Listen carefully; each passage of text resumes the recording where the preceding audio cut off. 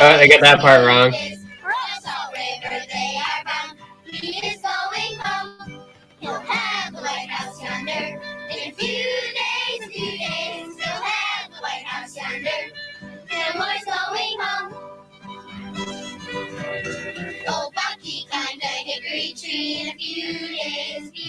Yeah, Millard Fillmore is our second accidental president. There is a constitutional provision that states that when a president dies, the vice president rather, takes over.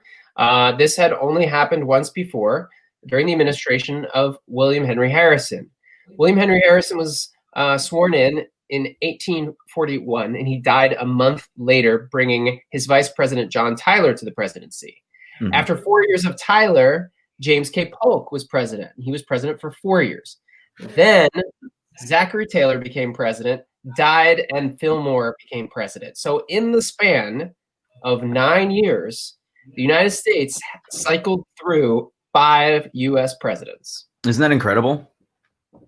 I mean, you know, every time period is different, and it's hard to say how people reacted in that time period. But with the way that news works now and how quick it is, I think it would be, you know, quite a shit show. Just like constant people like being talked about in the press. This is happening. That's happening. Where's the Constitution? What's the American people at? Can we withstand that? Are we still the same country we were when we elected that other person like 3 years ago?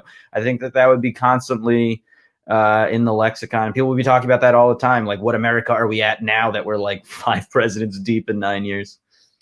Well, you may expect to see a rise in prominent statesmen within the Congress if that were a situation, because that's what happened in the 1840s, is that a lot of Congress people like Daniel Webster and John C. Calhoun and Henry Clay, these great statesmen of the Congress, you know, really rose up. And we're going to find that the president and Millard Fillmore in particular is going to see just how heated things can get in the Congress. He's going to preside over a time when congressional representatives are actually battling each other with fisticuffs in the Senate chamber. So this is a time of great peril for the United States. Yeah, this is something that, you know, talking about the fisticuffs, I want to like talk about that for just like a second, because like people, you know, obviously people have talked in the past about decorum and people being rude, or people, you know, our senators not getting along together or what have you, whatnot. In this Senate and in the Congress that passed through Taylor, there was physical altercations. There are guns being drawn between senators. This isn't something where, you know, they're having like light debate and having fun. This is, you know, not to say life and death for everyone, but it's definitely a contentious debate in Washington day in and day out. And these people aren't a fan of, they're not fans of each other. They don't like not only what they're talking about, but what they stand for, which is, you know, quite the prelude for the Civil War.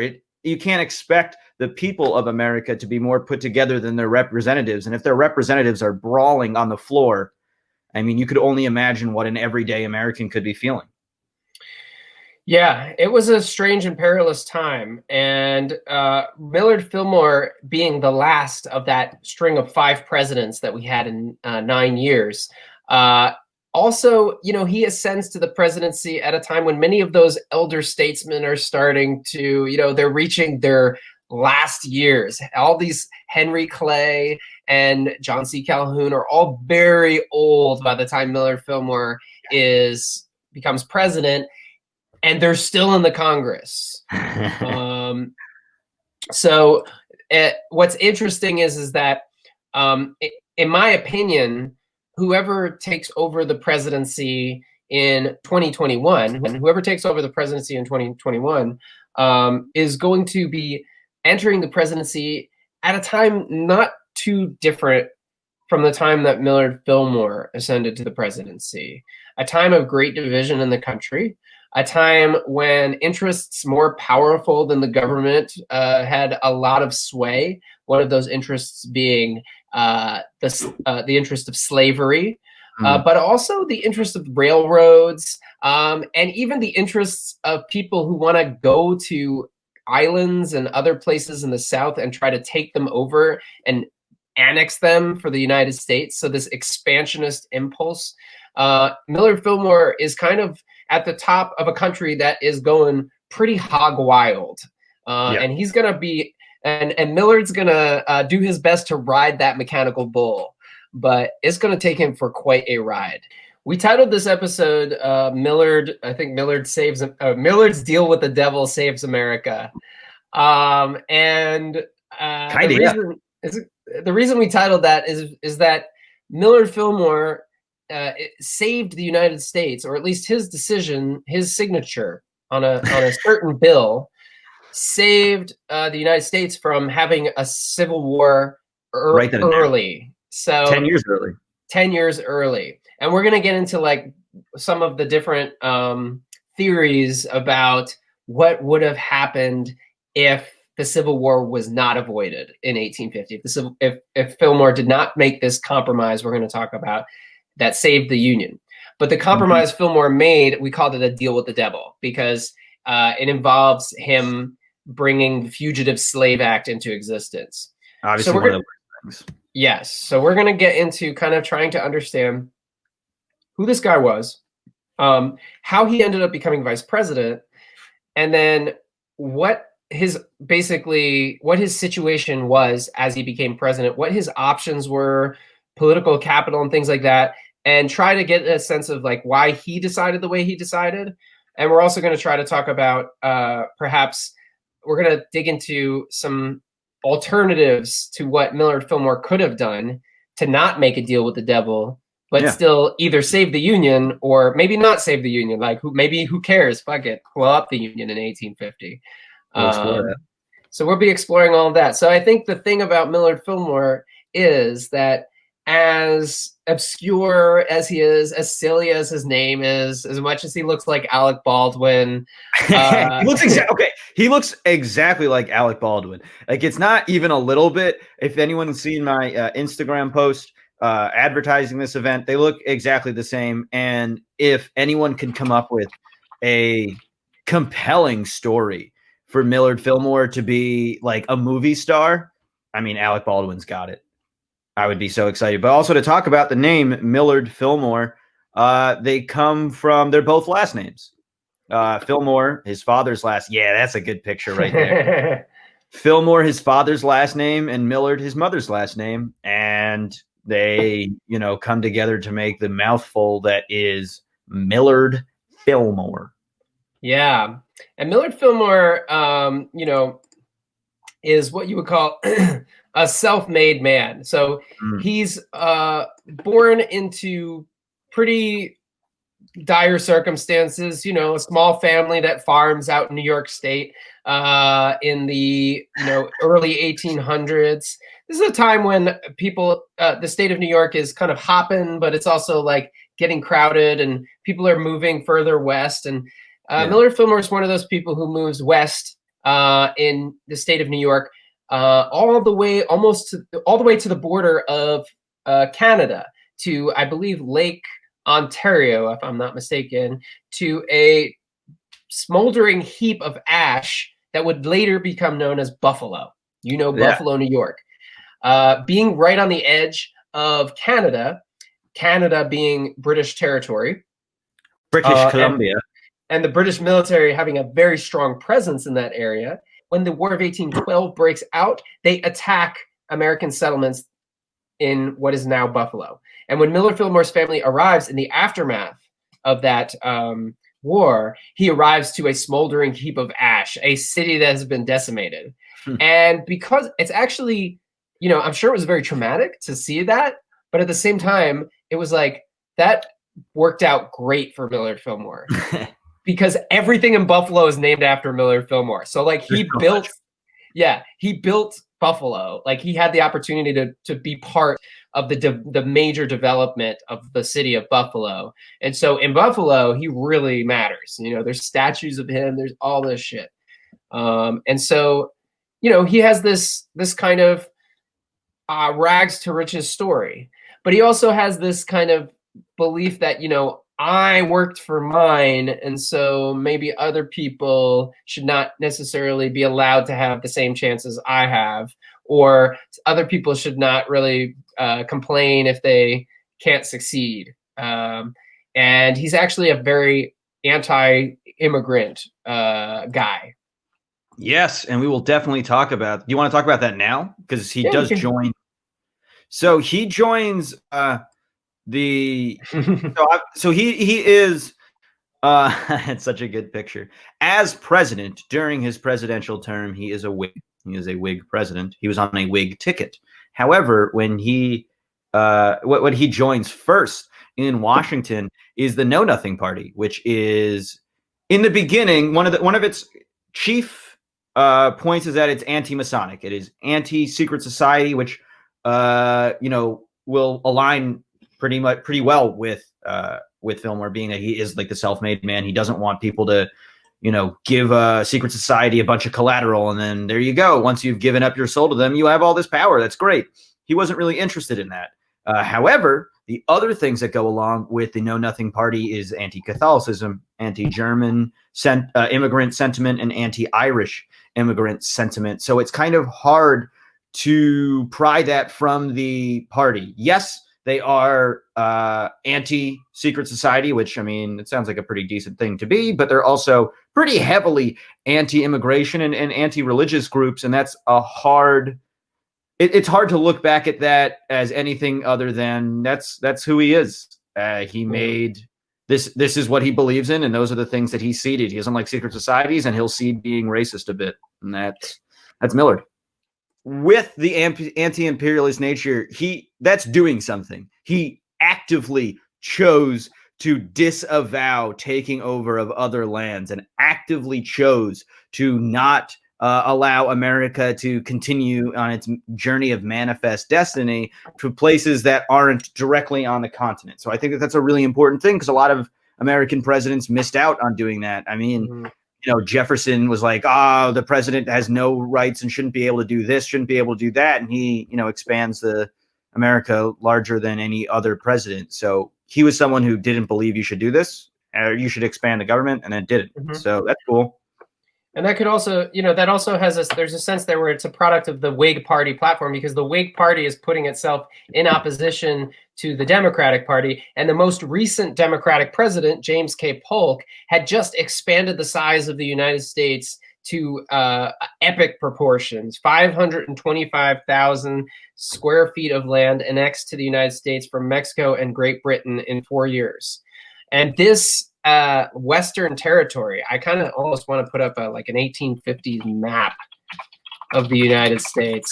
By the end of Polk's administration, this land was added to the United States, and Polk wasted no time in just like funneling people into he wanted to basically fill this up with people as quickly as possible. Now, he decided not to run for a second term. And the person who ran in Polk's stead could not really garner enough support. He was a bit of a loon. We don't have to get into him too much, but his name was Lewis Cass. The Whigs ran a general from Louisiana named Zachary Taylor. And Zachary Taylor, being from the South, chose a reliable Whig congressman and a rather uncontroversial figure to lock up the Northern vote, and a great organizer and political operator, Millard Fillmore. And so together, they win the presidency in 1848. He starts his term in 1849. Millard Fillmore is vice president. And the big issue of the time is whether or not people who own slaves in this part of the United States are allowed to go west with their slaves.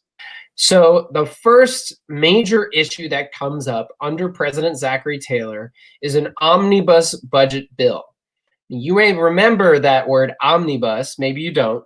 In 2019, in January, omnibus was a trending word because there was an omnibus budget bill that Trump refused to sign and that the Democrats refused to endorse. And it got to the point that the government had to actually shut down. And so our government was shut down January of 2019.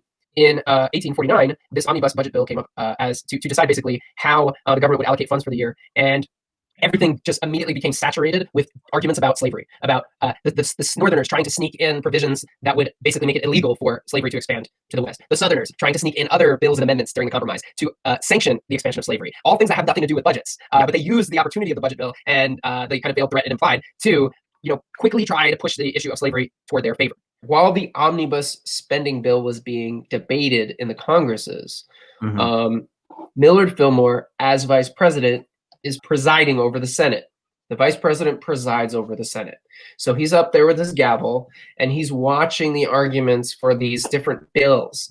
And the Southerners are asking for a provision to be added to the bill to force the federal government to have to return fugitive slaves back to their masters.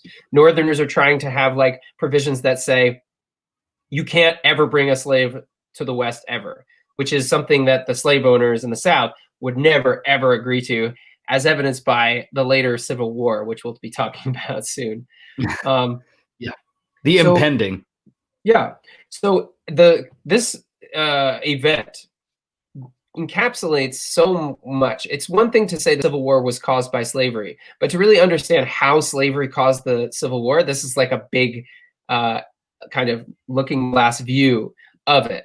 It shows you how slavery saturated every single issue and made it impossible for even the most basic things to be achieved, like a budget bill, without it turning into a massive, argument about the future of slavery.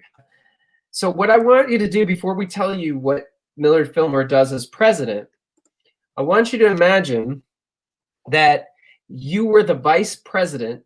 You've seen senators nearly kill each other on the Senate floor as you bang your gavel trying to bring them to order. Okay? So imagine you're locked in a room with a bunch of people and you have 2 hours to figure something out, to make a decision, and the two sides can't agree, and they actually start beating each other up and pulling guns on each other, and you're the person presiding over this. You're the type of person probably who's going to be looking for a way out of this crazy situation, looking for a compromise, a solution to stop this insanity that you are watching. So the fact that Millard Fillmore specifically, as the person who presided over the Senate in this period, was the one who ascended to the presidency after Zachary Taylor, has a lot to do with what decision Millard Fillmore ultimately made about that compromise. Yeah. So the compromise of 1850 actually fails. It does not pass both houses, and so it cannot be brought to the president's desk to sign. But many of the things in the compromise managed to get passed as separate bills through the Congress. And so you got to think too that Millard Fillmore watched these compromises getting made before he was suddenly thrust into the presidency. And so he probably felt the momentum. Oh, we're getting somewhere. Oh, they're compromising. Oh, we can pass all these things as separate bills and avoid this craziness that's going on. And then he becomes the president suddenly. And so Millard Fillmore signs off on all of the provisions of the compromise. And the compromise manages to allow the United States to avert civil war. It calms everybody down.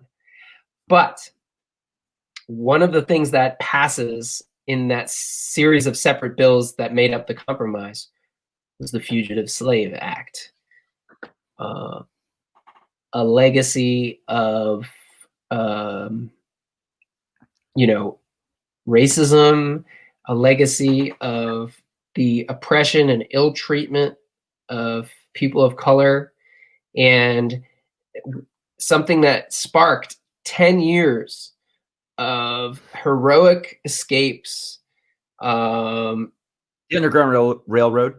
Yep, the Underground Railroad, uh, and also, caused a lot of African American people to like get captured and sent back. So Millard Fillmore saves the Union, but that's the deal with the devil that we're talking about in the title of this episode. The deal with the devil is that in order to save the Union, he has to agree to the Fugitive Slave Act. What do y'all think of that, chat? So one of the things, just to put some context with the Fugitive Slave Act, and one of the reasons why he signed it is because most of the other bills kind of helped the North, especially like I spoke about earlier, how Washington, D.C. was the largest slave trader in North America, one of the largest in the world. That was shut down.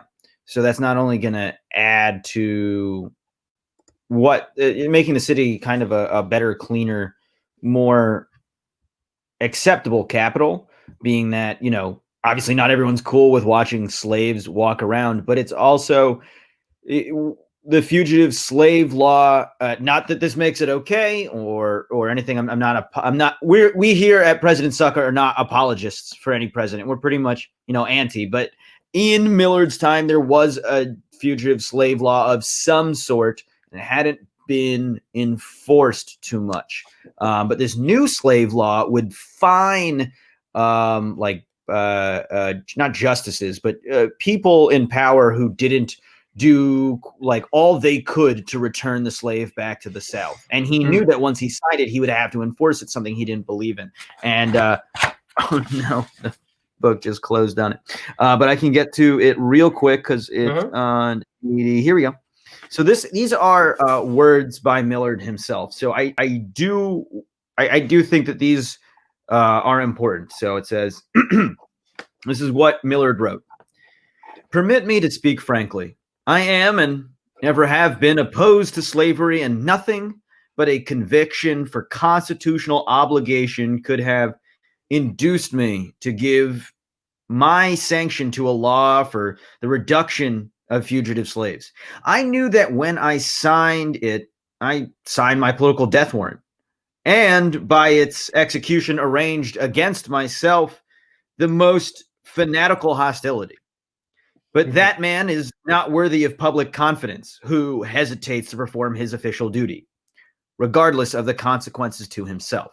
So what do you think could have been an alternative to this? I think that if I was Millard Fillmore and I lived the life that Millard Fillmore lived, I probably would have made the same decision as Millard Fillmore.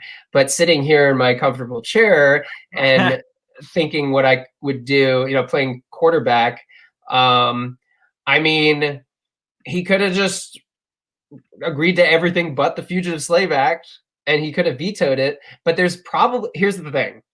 If Millard Fillmore had vetoed the Fugitive Slave Act, I mean, we need to look this up, but how many people were in whatever parties, I feel like they would just override his veto anyway, and then he would look even more impotent. He's an accidental president. He wasn't elected president. He and to have a veto like that get overturned would have made him basically a failure, which, he ended up being a failed president. You have to say, even if you think he did some good things, he was a failed president. His party did not even nominate him to run for a second term. So the real question is, if Millard Fillmore did not sign the Compromise of sign the parts of the Compromise of 1850, the individual parts of the Compromise, if he did not sanction that, if he said no, we're not doing this and vetoed it, would the Civil War have broken out in 1850 instead of 1861? And would the South have been able to win had the war broken out in 1850? Can I take a stab first? Stab away. So this is my plan, and chat, please feel free to say what you will. So I was talking about John C. Calhoun earlier, and again, there's a heck of a lot more senators and congressmen that were like him, and I think that that's really what it boils down to, that people like him and a lot of Southerners at the time who were just fighting for Southern rights were always kind of drafting secessionist things. Now, the South for sure has had many problems unifying. That's something that I'm sure Johnny could do like an entire 2-hour like thing on their own about of how the South just couldn't get their own shit together and how people were constantly like, I don't want this, I don't want that. Like I'm not gonna allow any one state to rule me or any president of any sort. It's no different than the Union. So that was definitely sentiments held in the South. But at the same time, I think what's really important is that the Union wasn't ready to fight a war because they weren't thinking about seceding. They hadn't. The only real bad thing that happened to them out of the compromise was the Fugitive Slave Act, and that didn't really affect the elites, didn't really affect the everyday people. It affected the African Americans, and we see how they have been treated in American history. So clearly, that wasn't really something that was going to influence their getting ready to fight a war, I guess, is what I'm trying to say. So I think that without Millard doing what he did, if he vetoed that, or if he tried to put something else in, because it was the revised version of the Fugitive Slave Act, which was the thing that was put in. So it already had gone through a revision, and that had upset quite a few Southerners at the time. It was something that when it was signed, the North hated him, and he knew that it was a political death warrant. But a lot of Southerners hated what he actually did to it. So there was a heck of a lot more going on with it at the time. And I believe that the South probably would have been a little bit more successful in the Civil War. And it definitely would have happened more sooner for sure. That's interesting. What you got? If the Civil War did break out, which seemed, there seemed like a strong possibility of secession. There was a lot of talk about secession. There were secession conventions being held. There'd been secession conventions held at other times in history that went nowhere. So that doesn't automatically mean that secession would have happened. But I mean, Manifest Destiny was huge, giving everybody delusions of grandeur. All that Western land had just been acquired, and everybody was just so thirsty for a spot that, if the South had any inclination that the North was, not allowing their domestic institution to exist unabated, they very well could have seceded. And if that had happened, I think it's kind of tough to say, but it could have been a much shorter and less bloody war than the one that happened in 1860, because by 1860, you have the mini ball rifle is invented. You have a lot more railroads. The telegraph, there's a lot more telegraph wires, so you have troops can be brought to the battlefield much more quickly during the Civil War. The rifles can shoot further. There's so many things about technology that add to the brutality of the 1860s Civil War that the 1850s version of the Civil War may have not been quite as brutal, but it also could have very easily ended with the South winning.